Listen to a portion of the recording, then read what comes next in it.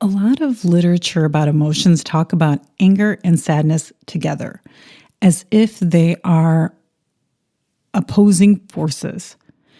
And I'm here to tell you that they're not. They're more like sisters. They go hand in hand to getting emotional well-being, and they're survival emotions, which means they're two really important emotions to understand. You're listening to the Bear in Mind Podcast, episode 167. A podcast that breaks it down so you can break the cycle for good. Now, your host, Tara Rama, but you can call her T. I think this is a fun episode, even though it's labeled anger and sadness, two emotions that are not a lot of fun. However, in this episode, I think you're going to get clarity about them and more understanding. And when you can do that, you can direct more of your emotional life the way that you want it. And there are so many things about anger and sadness. And I've read this in parenting books when it comes to tantrums. I've read this in books for adults on emotions. And I'm going to be referencing a book, The Language of Emotions by Carla McLaren. And it's a pretty good book. It's pretty thick. You can definitely read it. She'll go through some of the major emotions.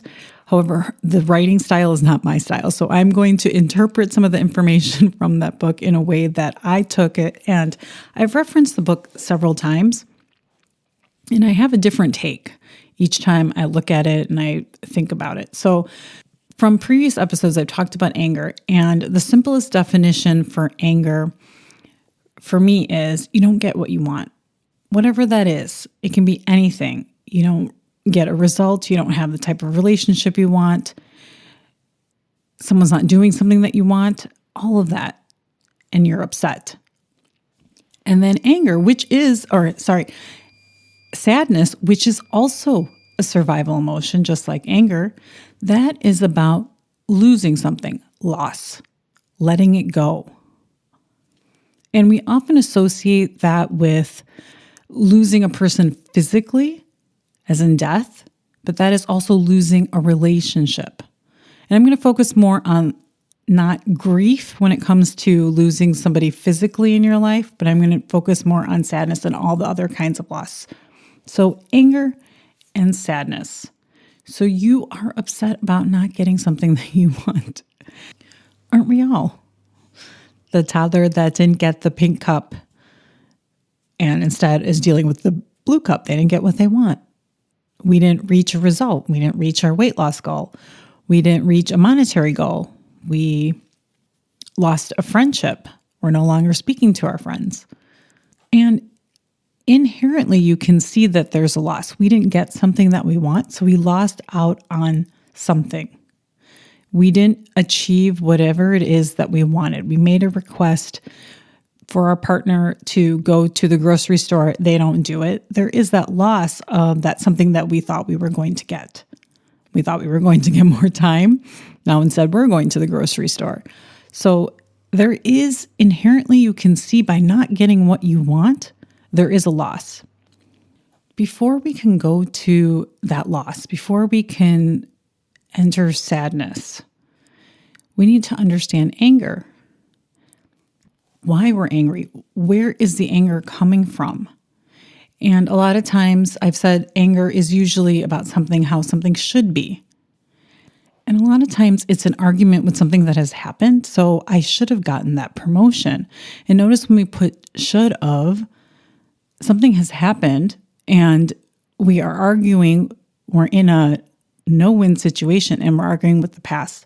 And when we move through that anger and understand that, it opens up something else to it. It helps us understand what is happening. And then we can go about setting a boundary if we need to. If, for example, we think our children shouldn't put their feet on the table, moving through that anger, understanding that that's what we want, and moving through that emotion to open up how to go about getting that. And help us go about reevaluating what our boundaries is. Because anger is so tied to the boundaries that we do want to set and uphold. and the ones that we want to let go. So we may realize that we're angry all the time our children put our feet on the table. And maybe after understanding our anger and saying, okay, this is something I have learned from my upbringing, that maybe I don't want this rule in my house. And all anger is doing is alerting us that there's something that is not right for us. And so we want to look at that and understand that a little bit better. And the sadness comes in. And if you notice, I'm talking about things that are like deeply a deep loss. I wasn't going to talk about grief, but the loss in letting go of a belief in your upbringing. Anger will give you that signal, and then you can evaluate it and you set a boundary and you give yourself the safety space to reevaluate it and let go of a belief system. There is intense sadness in letting go of some of the deepest beliefs that we were not aware of when we were growing up. We unconsciously took them in. We might be letting go of some things that our parents taught us, and it could be a bigger process of that loss. So anger signals to us to evaluate that, get some sort of container around it so that we can understand it, and we can see what is it that we want to let go. And that's true in relationships.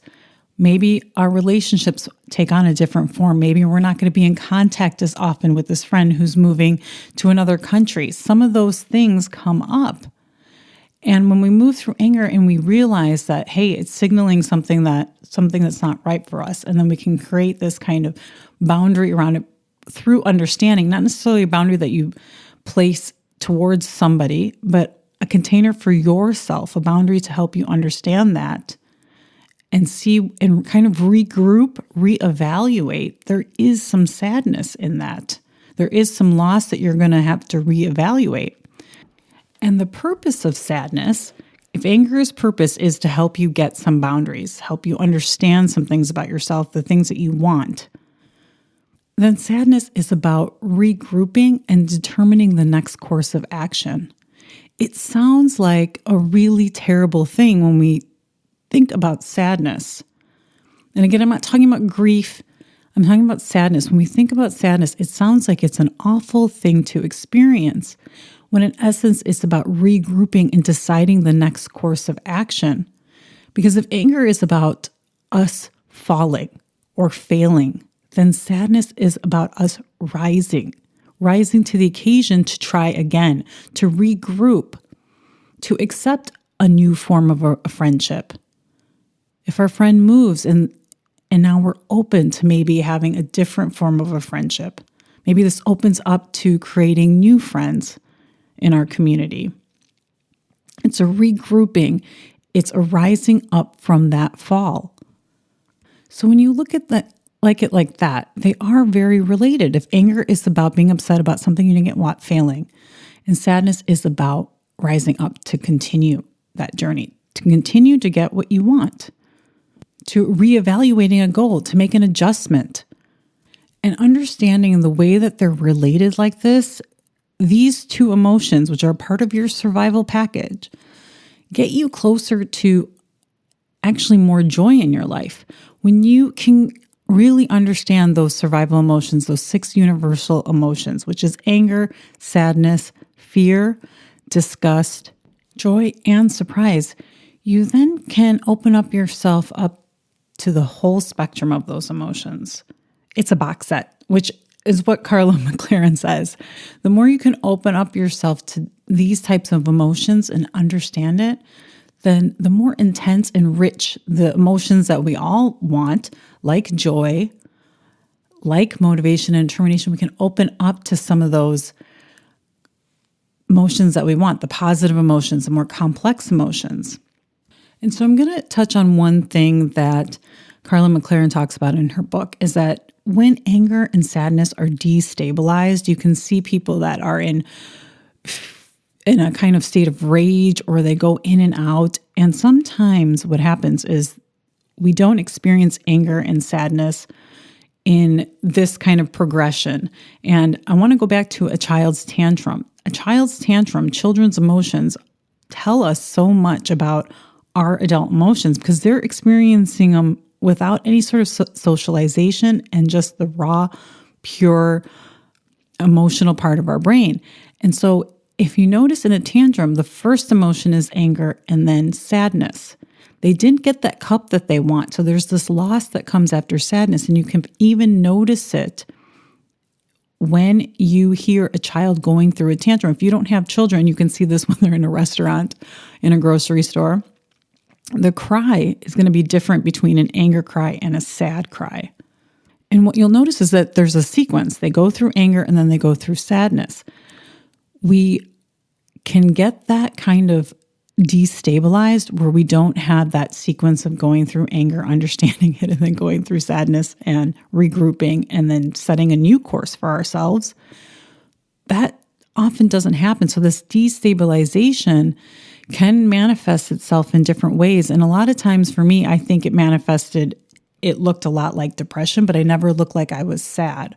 I had explosive bouts of anger and calmness, but these two emotions were often destabilized in me. And so then I don't think I was a very calm person, or a consistent, rather than calm, I would say a consistent person. I was, in fact, very destabilized. It was more like I was all over the place. When you look at these sister emotions, they are two beautiful emotions that go together. They are two out of those 6 emotions that open up yourself to that box set of experiencing the full spectrum of life and consciously deciding what kind of life you want. If anger is about us failing and not getting what we want, then sadness is about rising up to that occasion and going after what we want. That's all I have for you this week. I'll check back with you next. Thanks for listening. Listen for a new episode next Tuesday by subscribing on your favorite podcast platform. Bye for now.